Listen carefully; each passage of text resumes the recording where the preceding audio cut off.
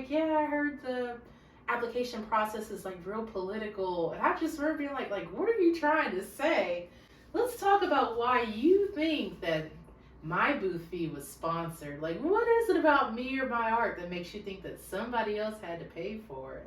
My name is Shakia Harris, and I'm an oil painter. I discovered painting while I was a full-time special education teacher, and then when I needed to raise money for supplies and things during COVID, I decided to start my business, and now it's grown to this. In the fall of 2024, I was approached by Tara to do a short documentary on myself, and so here are some of the behind-the-scenes moments. St. James and the negative. Oh, yeah. A huge honor. I mean, and for this area, I can't think of any other festival that's as big as it. As I was doing more research, I started to realize that like St. James is on a lot of artists' bucket lists, and that's why like when you go to the St. James Art Show, you'll notice that a tremendous percentage of the artists are from out of state. So to get into that was really great. It's to the point to where like people would come by my booth and they're like, Shelbyville, finally someone from around here. Like there's that many out of state artists that do it.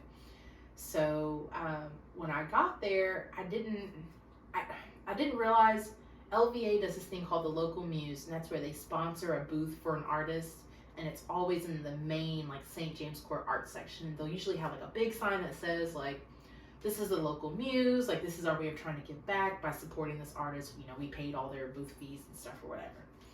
So for some reason, people kept thinking when they were coming by my booth in Belgravia that I was the local Muse.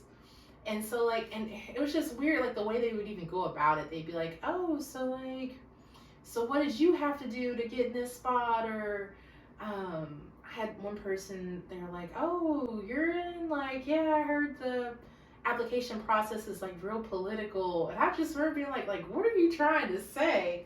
I was like, I don't know what you're talking about. I was like, but I had to pay money and apply like everybody else. So I don't know what you're getting at there. But yeah, I got a lot of that, and that was really like off-putting. But I was kind of reassured by some of the other artists and the people who are in that section that that they didn't feel like that was typical. So like maybe it was just like those few people, maybe.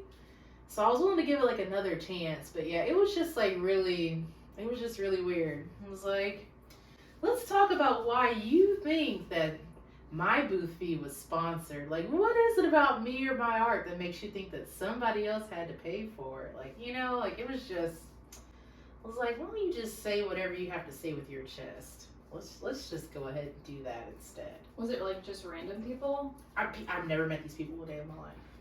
Never met So it them. wasn't like, you don't know if it was other artists or just people being rude or?